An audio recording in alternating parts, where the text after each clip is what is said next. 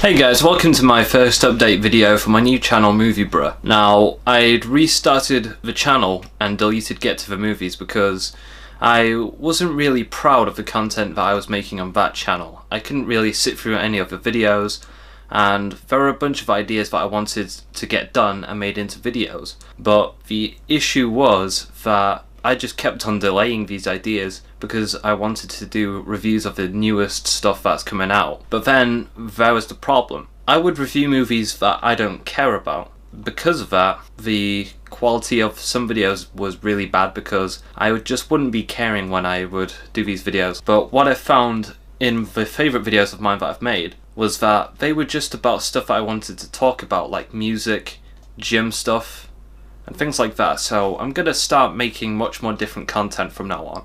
And I've decided to start with Movie Bruh because I feel as if Get to the Movies as a channel is sort of tainted in my eyes. So I'm just going to talk about some new Blu-ray movies I've got and an LP that I got recently. So firstly, I've got Star Wars Rogue One on Blu-ray. I didn't get the 3D version because I didn't like it that much, and the 3D for the original version just wasn't that good. Now, I think Rogue One is an okay movie. The second half of the movie is definitely much better than the first half, which was really slow, had poor character development, and some really dodgy pacing. But I feel as if the second half more than makes up for it, what with the Darth Vader scene and the climactic battle. But the reality is that the movie's existence is very hard to justify because I can't explain to you with a straight face why Rogue One should exist, why it shouldn't have just been a comic book line instead. Because, quite frankly, there wasn't enough content in the movie to justify its existence. It's just such a thin idea that it seems almost pointless to make as a movie. That being said, the movie actually ended up being a lot better than it deserved to be, and I thought the supporting cast itself was pretty great. Like, I thought Chirrut and Baze were really good supporting characters, and K2SO was really funny. I thought Mads Mikkelsen's character, whose name I've forgotten, was actually a pretty interesting character, and probably one of the only real characters in the movie, because, you know, he had clear motivations and things to do.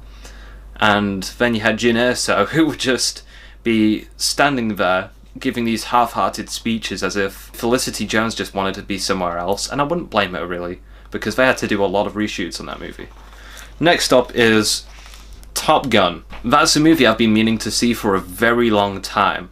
Interestingly enough, I knew a fair few of the songs from the soundtrack before I saw Top Gun, but what made me want to see Top Gun was not only the fact that my friends said that it's a really good movie, but the fact that the songs themselves are actually pretty great. Like, I've got a limited edition version of Danger Zone, which I managed to get for £4, and these days it's worth about 70. I'll talk about that in another video, but I'll give that a watch soon. Next is Gladiator. This movie is fantastic.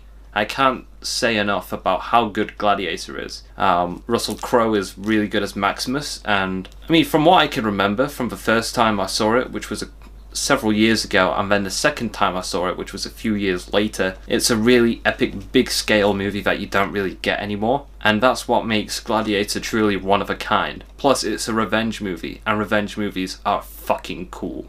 Next, I've got Heat. Now, Heat is a movie I've also never seen, like Top Gun, but I've been meaning to see Heat for a long time because I've heard Michael Mann is a very good director, and he's just one of those directors whose filmographies I've been meaning to get into for a very long time, and I've heard nothing but really good things about Heat. Plus, it's got Al Pacino, Robert De Niro, and Val Kilmer. You can't go wrong with that cast. It's just got huge potential in my eyes. Now, next is, it's not a movie, but it's outrun by Kavinsky. I've been listening to a lot of Synthwave recently. It's a bit of an obsession that started with the first time I saw Drive. I wouldn't really listen to anything other than the Drive soundtrack and the Nightcall single, but then my obsession with Synthwave developed a bit more when I'd started listening to other songs like the Dustin Wen remix of Nightcall, and then I listened to a whole album of Kavinsky's, which was Outrun, which I had to buy immediately on vinyl. And by the way, it sounds excellent. If you're looking to get into synthwave, you should buy that album. And I've been listening to other stuff as well, like Laserhawk's Red Line, I think it's called. That's also a really good album with some great atmosphere.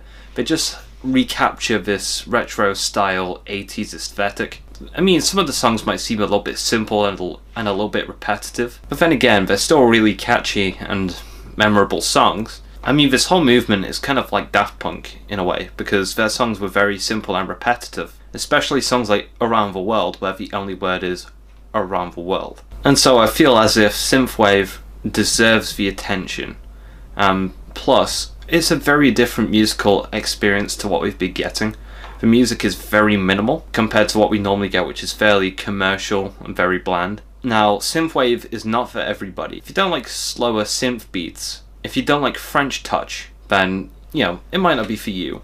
But if you really want to get into it, I would actually tell you to start by watching the movie Drive, because besides the fact that it's such an incredible movie, which I will talk about later, it's probably what I would call my gateway drug into Synthwave. Also, I would suggest playing Hotline Miami and Hotline Miami 2. Alright guys, so thanks for watching. I'll be sure to make some more videos soon, and I'll see you later.